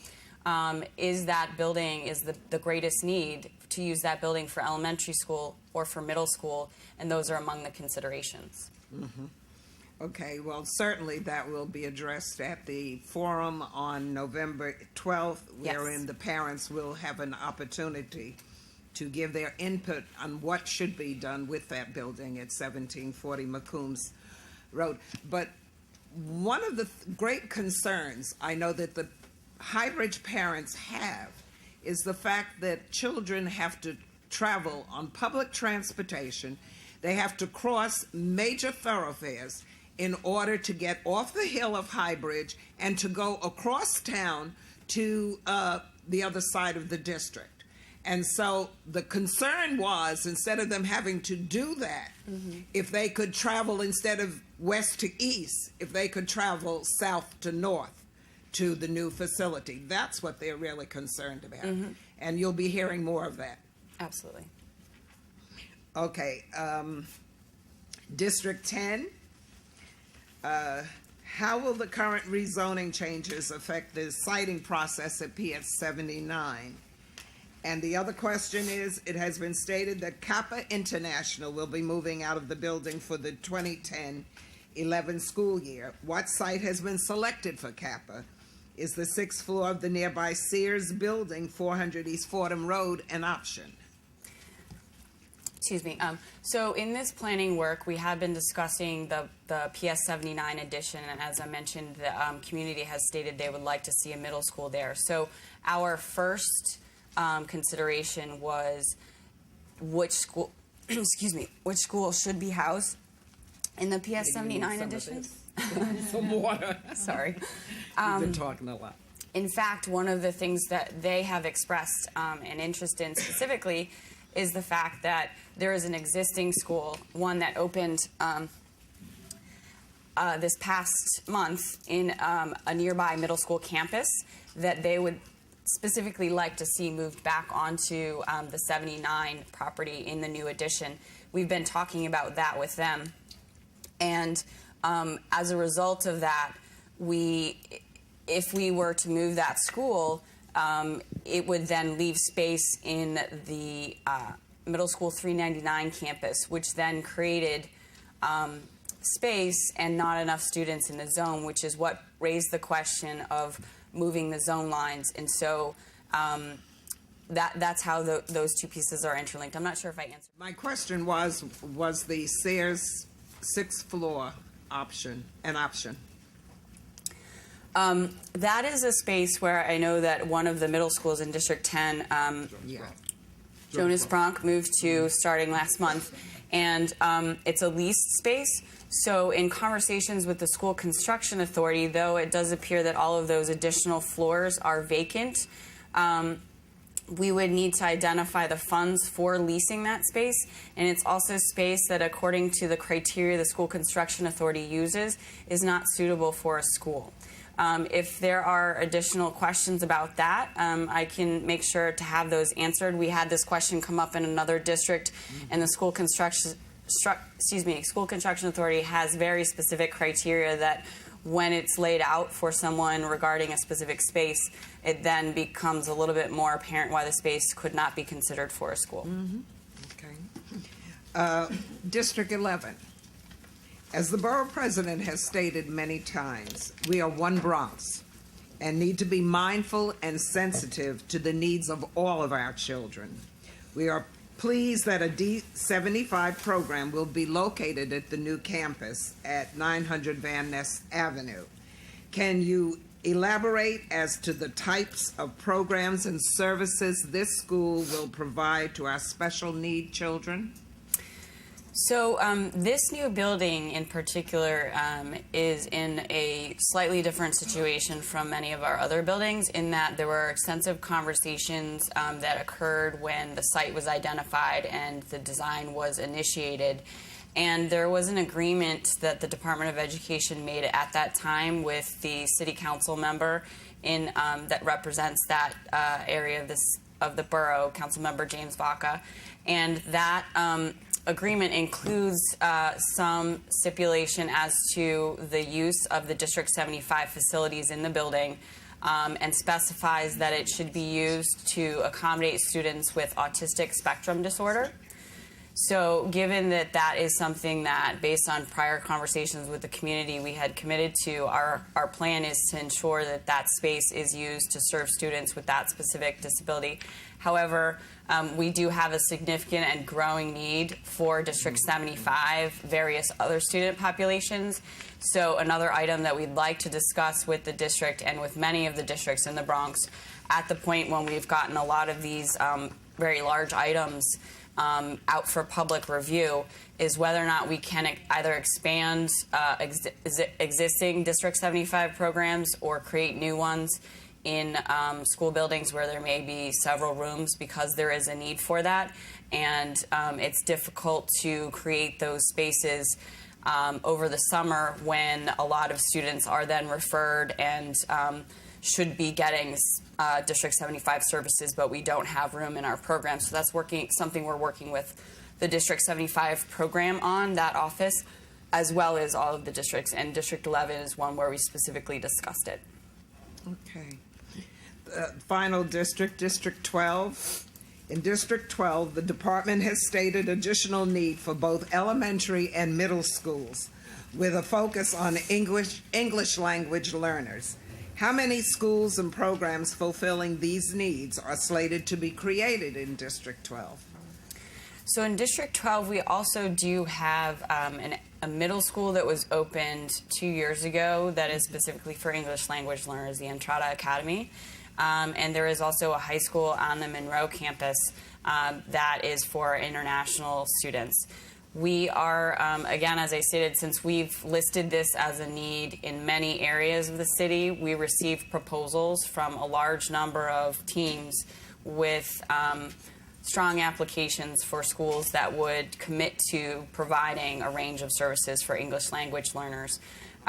We feel that there will be a lot of strong teams that we could open in terms of new schools. Our challenge, however, is that throughout the Bronx, especially, we do not necessarily have the school facilities to open new schools, and we want to be mindful of the fact that when we would be opening such schools that address the needs of specific student populations and provide additional options, it would also potentially impact the enrollment of other schools. And we want to be aware of what that impact would be and discuss it. So I think the challenge there is we would like to be able to open schools that provide these specific services, but it would require other changes to existing schools in order to be feasible. So we are still bringing these teams out to the communities to continue the conversation. If there is a specific school that is especially strong, we will keep them in conversations with us, and we will work to identify what changes can and would be made to find space for them in conjunction with the community. Is we would be doing that. Okay, thank you so much. I'm going to have to leave. I'm going to turn the chairing of the meeting over to Jesse Mojica, who is our education chairperson for the borough president, and he will proceed. He'll take care of everything else. Thank you. Thank you, Madam Deputy. At this time, we're going to open it up for questions, and I know that Councilwoman Arroyo had a few questions for you. I do, and I'm sure that we all have a lot of questions, and I'm not sure that the time that we have left will enable everyone to get all of the concerns that's specific to their community boards addressed. So I'd like to suggest, or I'm going to put in a request to your office for a follow-up discussion so that the community boards that my district is composed of, community boards 1, 2, 3, 4, and 9, we can have a focused conversation, and maybe the chairs and the district managers can prep questions specific to their district. Maybe we can advance them to you so you can come better prepared to answer them. Because I have 4 questions. I know that if we all ask 4, we're going to be here the rest of the day. So I'm asking for the department to make itself available if other council members so choose, that they have that option to reach out to your office and schedule focused conversation so that you can have a little bit more time and we can get clarity to some of the questions that I'm sure we all have, because you look at the heads, they're all bobbing up. So I just want to make that recommendation because I have to leave also to another event. So if that would be possible, Yes, absolutely. I really My would colleagues appreciate from the it. Office of Public Affairs are here, and we'll be sure to work together and set that up. Wonderful. So the chairs of or the boards in my district, you get a heads up that you're going to get an invitation to that meeting. Okay. Thank you very much. That was it. Okay, great. Okay. The floor is open for questions. Mr. Currents? Going back to the District Borough Planning Committee process. Oh, if you could, Ken, if you could use the microphone. Thank you. Going back to the, I think it's the emergency door.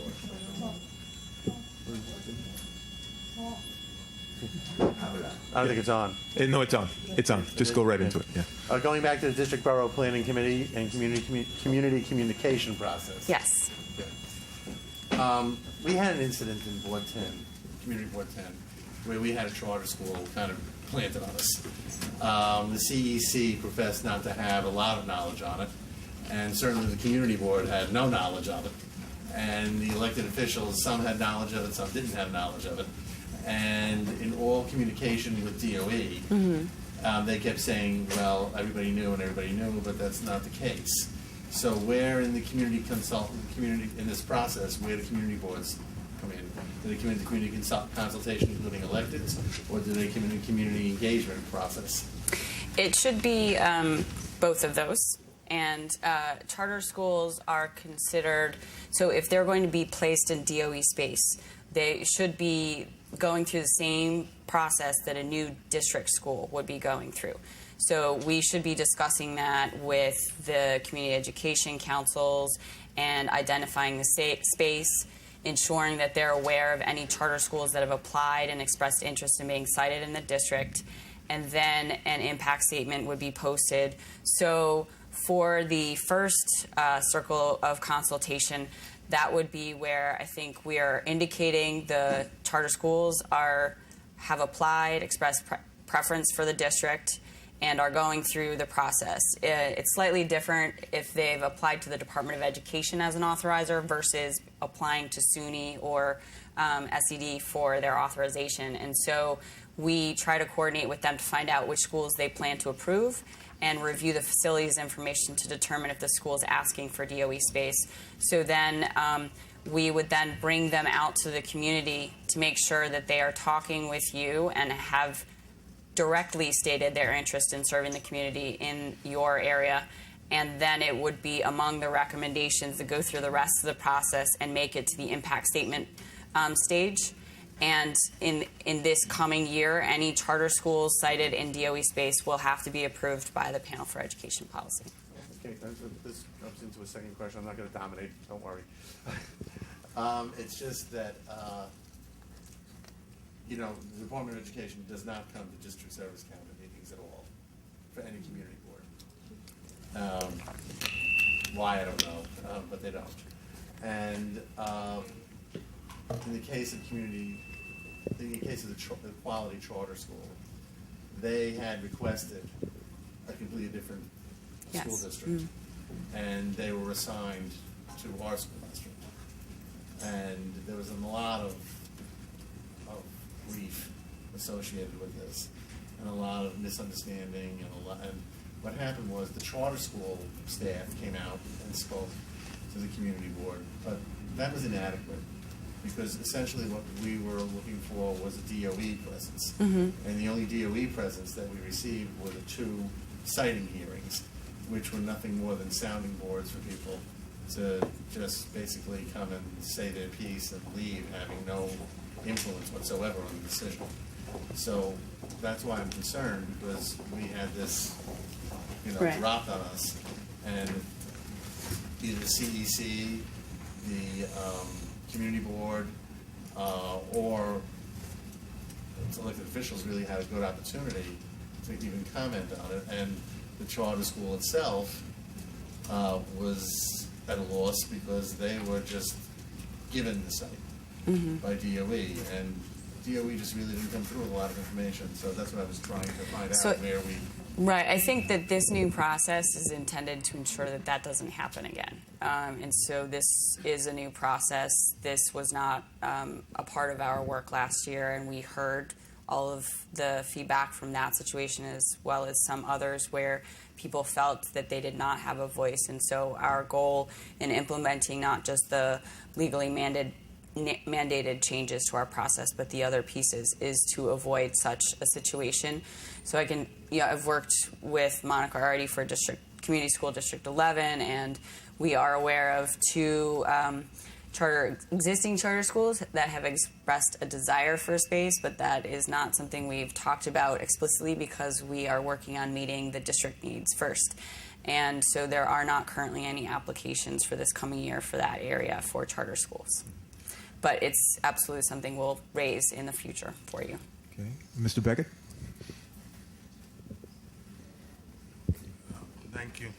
Well, first, we've met on a couple of occasions, and Yes. let me first say that I'm going to applaud DOE in at least this instance, in terms of at least this is clearly laid out and defined. I guess two quick questions. Number one, when you're referencing the building capacity rates, is that the current capacity or is that the projected capacity of all the schools that you referenced in this slide? So I'm gonna. Which one might you be looking at? Regardless of district, you have building capacity. Is that the projected capacity at full utilization, or is that the current capacity?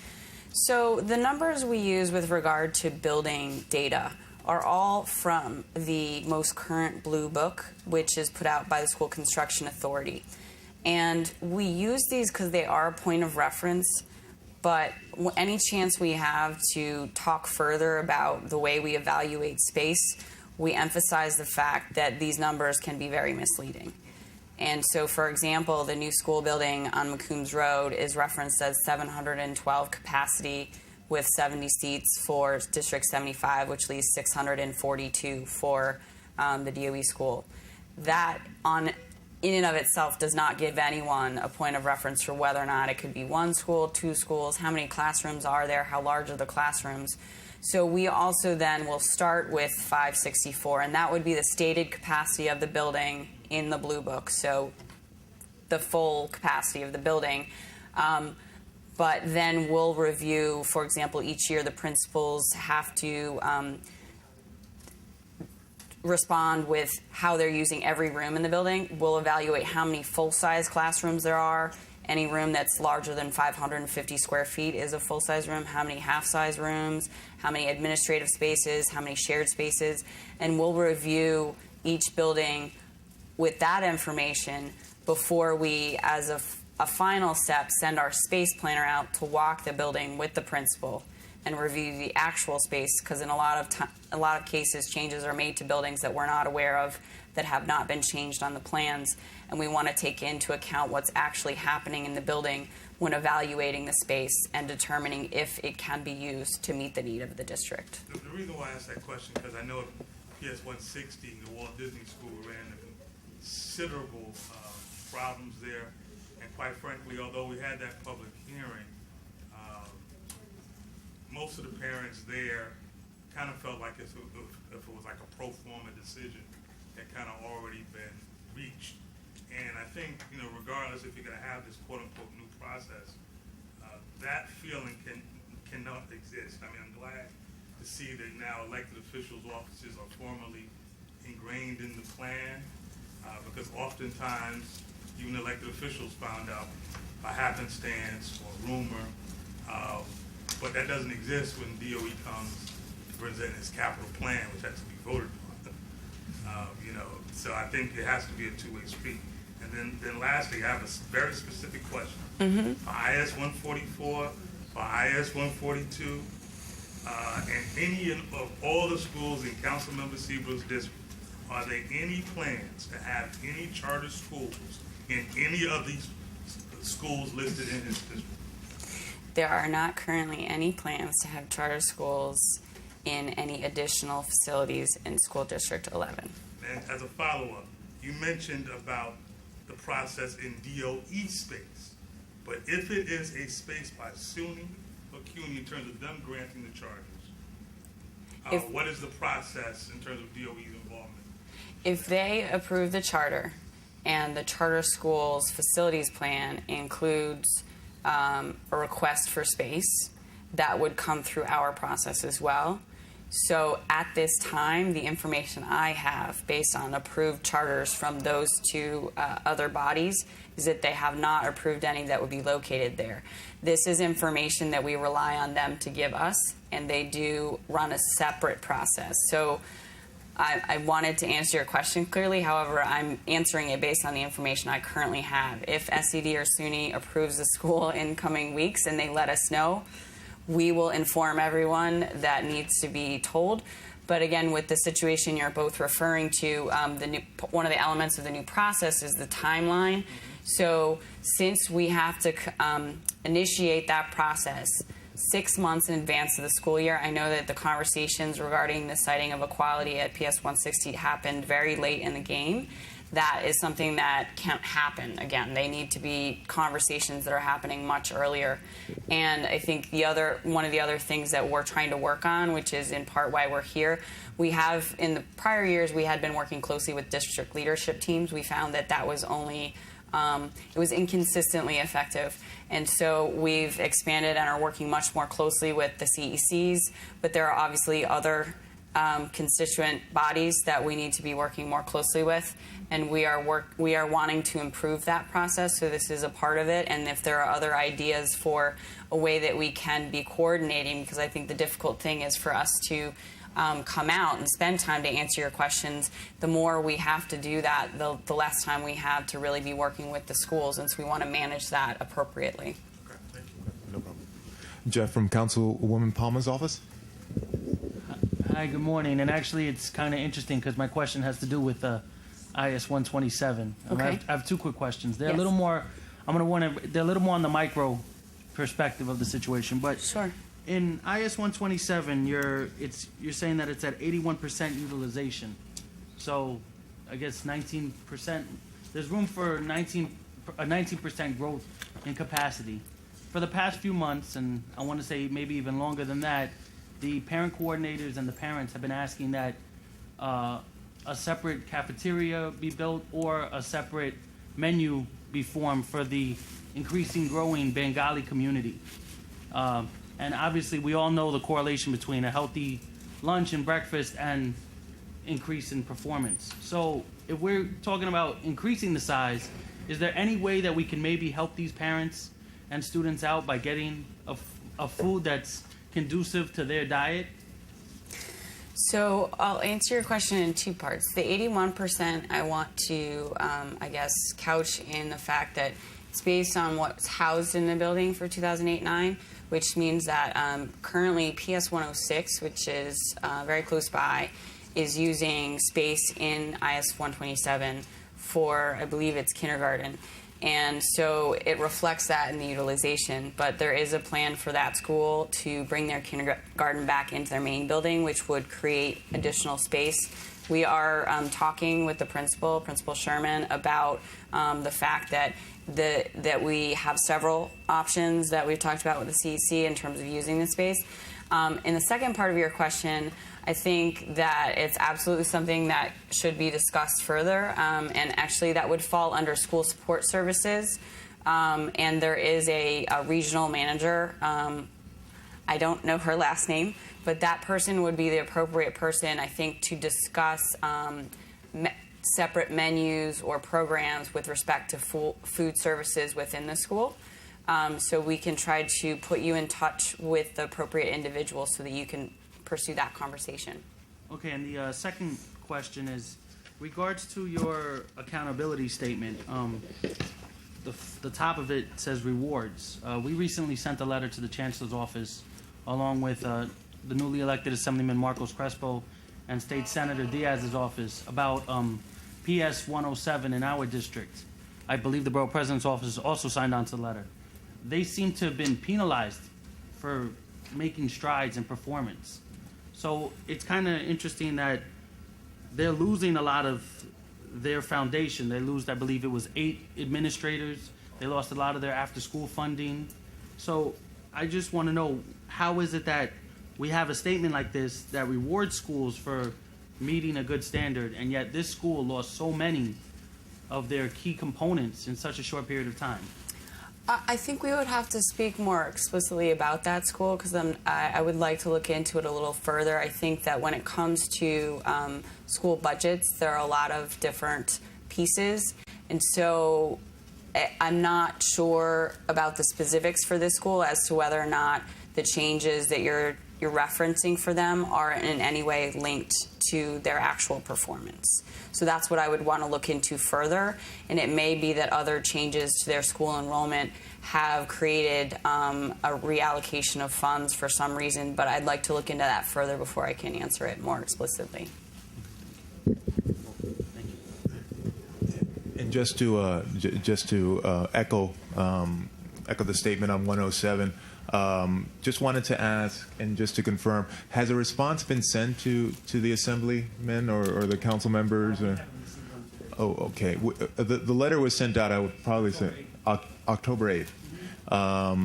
To the chancellor with respect to the situation at 107, where they've lost 9 teachers, okay. And where due to the 5% cut across the board, as well as, and we can speak in length about the after-school programs, but to date we haven't received a response. So if you can relay back that all the elected officials in the area are still waiting for a response, as well as obviously the parent community, and we definitely want to have that conversation sooner than later so that these issues are addressed.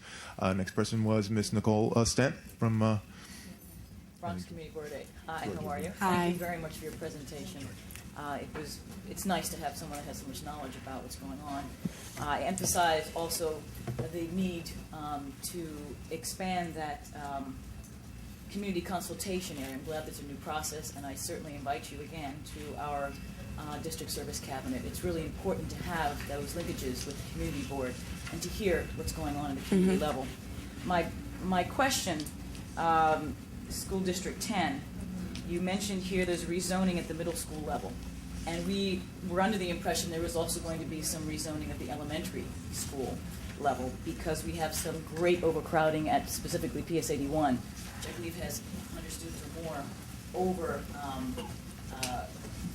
just overcrowded. Yep. And we thought that was going on. We thought that was starting. We had not heard of anything. We haven't been contacted in any way. But I was wondering if that is still on the table, to look at the elementary school level, particularly up in the Kingsbridge and Riverdale area, because there's a tremendous overcrowding going on in that location. Yes, we actually had a meeting with Councilmember Capel on this the other day, and what we were discussing is that part of our challenge in an effective rezoning plan for that area is the question of whether or not, in order to rezone PS 81, since it is located so far from the closest school, if we were to take the bottom piece of 81 and give it to 24 is, just reclaimed its annex and just now has enough space for its students. We don't have anywhere to shift the students that we would be moving from one zone to the next. And there are seats in the capital plan for that zone within District 10. We have been working closely with the School Construction Authority, evaluating several sites for potential school buildings. At this point, the only rezoning plans that we could propose would actually cause students to travel significant distances to their zoned elementary school, and for that reason we haven't proposed such a plan. We feel that we need to identify additional space in order to be able to implement a zoning change that would be effective. One other possible option that is not exactly in Riverdale but is nearby, PS 95, which is a PSIS, is going to be getting an addition, and the Amp Park School will be moving into that addition. That's for 2011. They will be able to expand their school by at least one section per grade in future years once they have that new space, and that would create additional capacity, which is relatively close by. But again, I know that there would be significant travel for some students. So we have that coming. We are working closely with SCA. There were several sites suggested by the council member that SCA is looking into, and we'd like to really identify a site where we can build a new building and then implement a rezoning because we don't feel that we have space to actually do an effective change at this point. May I also suggest and ask that you please include the community board in your discussions in your meetings. I can give you my card so that you can have that information. We'd love to be included. Sure. We have a very strong education committee and a number of members. They're very active from their own professions as well. And they would love to be included and involved. Okay. Thank you. George Rodriguez, Community Board 1. Yes, George, let me go. let me indicate to thank you based on the fact that you made a good presentation, and I'm pretty sure all of you agree with me. We're here guiding in this Borough Board meeting to make sure that in fact we are in the same page, make sure that we, for the sake of our children, good education and so forth. Having said that, I would like to also indicate that we echo the words of the Deputy Borough President, Aurelia Green, and also our Councilwoman, Maria del Carmen Arroyo, that the best venue at this particular point is the fact that what they recommended, that will you use that venue, and what I mean the venue is to make sure, and I indicated to you, to all of you here, and I'm going to use your indicators, this one here, the yellow one say, and I'm going to quote, community consultation including elected officials, and that means the councilwoman, let it be the state, the assembly person, the congressman, and the state senator for that matter. So we'll be able to be in the same page to make sure that in fact, and I don't have any doubt in my mind that you really mean that. You want to work together in a partnership to make sure that in fact the education of our children will be served accordingly. With that said, also I'd like to thank all of you, Mr. Mojica, because of the fact you set up a venue of this nature. And we're looking forward to work in this particular implementation that we all did in this question. I do have a lot of questions, but I will leave that for that particular venue that I recommended.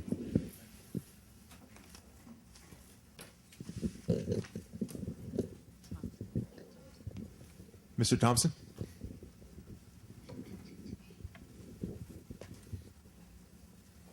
She had to tell you my name. Just making sure. No, this question concerns School District 11. Okay. And I was wondering, since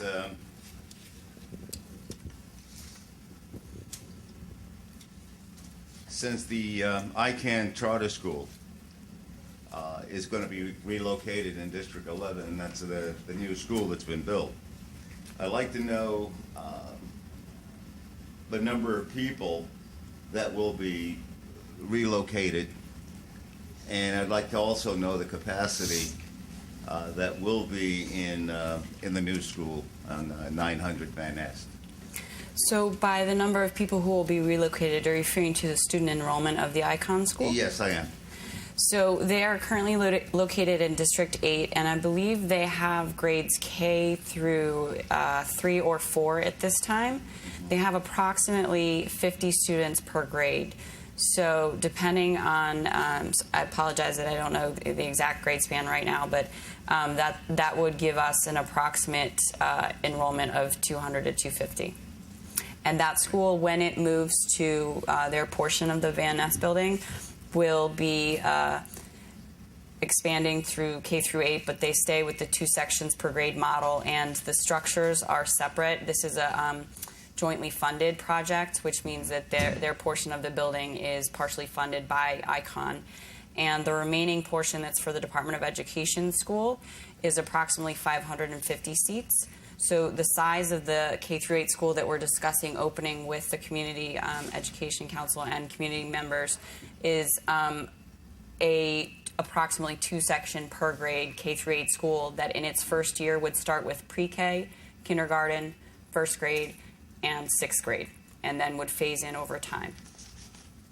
Okay, now what's the total capacity of the school?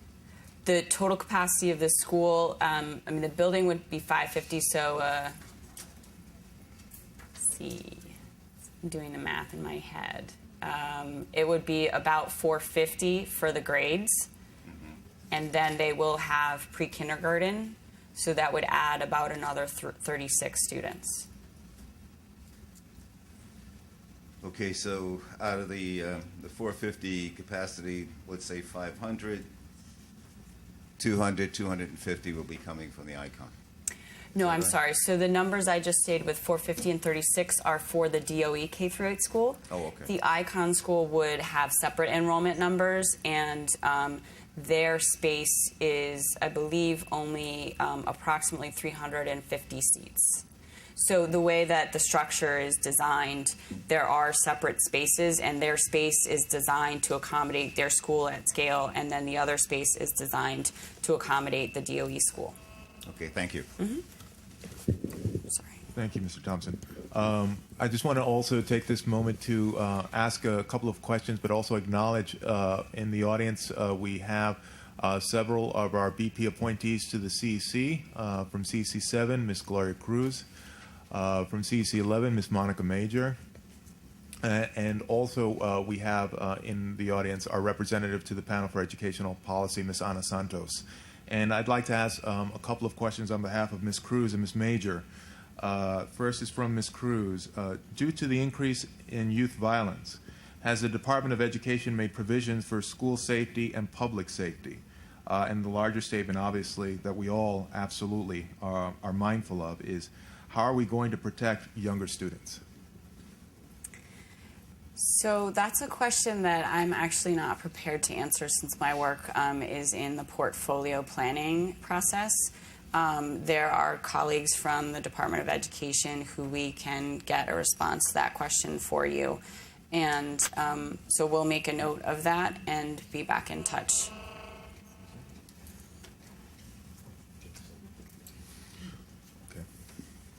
Okay, so someone will be in contact with Gloria with, Yes, we're making a note. She's right here. Okay.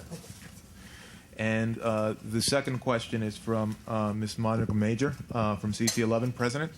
District 11 is currently in the process, and the community has begun to give very specific feedback. We need the Department of Education to assure the community that the needs are being heard. Yes, there actually have, because we have had various meetings, there have been a large number of meetings for the planning efforts in District 11, and I've been hearing reports from what's shared at the last several, which changes some of the earlier conversations that we had had, and so I am trying to schedule some time with the community superintendent, and then we would like to schedule some time with you to then gather everything that we've heard and determine the appropriate way to address it. Because, as I said, there are very specific requests per a prior agreement for some of the planning work that we're doing in District 11, and we're hearing different things from the community at this time. We'd like to make sure that we're thoughtful about how we address those concerns, and I think at this time, because we've had many meetings with different groups of people, it may be something where we need to have everyone at the same table to have a conversation before we present any official proposals for consideration, because I feel like we are at a place where the feedback we're receiving is leading us in different directions. So we'll have to work together to resolve that and come up with a proposal that we all feel like we've contributed to. Any other? Ms. Rodriguez?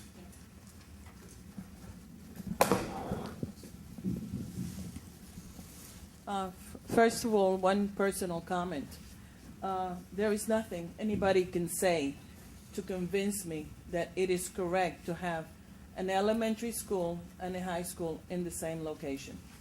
I worked for the Board of Ed. I worked in a school for 31 years. And with the safety problems that we have in the schools, there is no way that it is safe to have kindergarten children together with high school children. But that's my own personal opinion. I have a specific question. In the truncation of the kids from PS 58, going from kindergarten to 6th, now it's going to be kindergarten to 5th, where are those kids going to go, the 6th graders? What school? So District 9 has both zoned and choice middle school options. So the students, depending on their address, would have a zoned middle school as their option. Is likely where that's the same option they would have when they're moving on to middle school in 7th grade currently. But they also will have the choice to attend any of the middle schools of choice in the district. And the difference in this case would be that because there are many students entering middle school in 5th and 6th grade, whereas the students from PS 58, if they stayed at 58 through 6th grade, were entering middle school in 7th grade. Many of those schools probably then did not have a large number of seats remaining for them to enter into those schools. So, for example, if you were to, your top choice as a student, and you're a 6th grader at PS 58, is a middle school that is one of the 5 through 8 middle schools in the district where it's not a zoned option, it's a choice option, and you're making your choice, you would only be able to attend that school if they have space in their 7th grade, because they've already had students for 2 years. So our hope is that when we move them into the middle school process a year earlier, their options will increase and open up, not only to their zone school, which they always have a right to attend, but also to the other choice options. And at this time, unless there is a new middle school option opening in the McCombs Road building, because that is what the community expresses an interest in, we don't have plans or essentially space to open a new middle school option. But we do hope to, once we've addressed the issues for existing schools with regard to space, we do hope to be able to open additional middle school options from a choice perspective to allow students to have a broader range of options for their middle school education. Okay, thank you. Nicole? Just one other question regarding charter schools in Community Board 8, District 10. Are you aware of any charter schools that may be coming in or the process, or if you could... My understanding is that there is one charter school, an elementary school, that applied to SUNY for authorization. The name of it is the Kingsbridge Innovation Design School, KIDS. They indicated in their executive summary that we received a month or two ago that they did have private space, and it was located in the North Kingsbridge area, I believe. It was sort of in the vicinity of PS 7 and 207. And I have not received an update on the status of that school's approval from SUNY. So it's something that I've made sure they had the hearing, and I know that there were some concerns expressed. The superintendent was present and conveyed those to me. And I said that at the point in time when we received notification from SUNY that they've been authorized, we need to confirm their facility status. And given that they did seem to have space, that would mean that there would be not an impact to any schools because of the space considerations. But obviously, we would then want to ensure that all students who are eligible to attend that school would be aware of it as an option for themselves. That was for elementary? Yes, an elementary school. Thanks. Any other further questions from any of the members? Okay, Mr. Currents?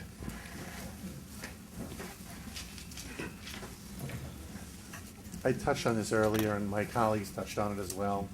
The district service cabinets for the community boards are essential in that all the agencies come and do speak with us about the programs that they're having. I think it would be a good idea if you could take back to the Chancellor's office, because your agency does not at any point in time. Okay. We'll take that back, definitely. If you can take that back to the Chancellor's office about the importance of attending those. Thank you.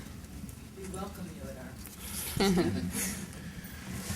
And also, Ms. Shinkawa, if with all the questions that were asked today, if those answers could be filtered to us so that we have them, and then in our subsequent conversations with our community boards and district managers, that we could disseminate that information back, as well as obviously we encourage direct conversation with our community boards as well, but that way we have it for the record, and next meeting we can follow up with responses officially on the record to the questions that were asked. Absolutely. If there are no further questions, I wanted to thank you very much for that thorough briefing. Thank you. Thank Ms. Miller, Ms. Sobelman, and Mr. Lasher, and thank everyone for their time and questions today.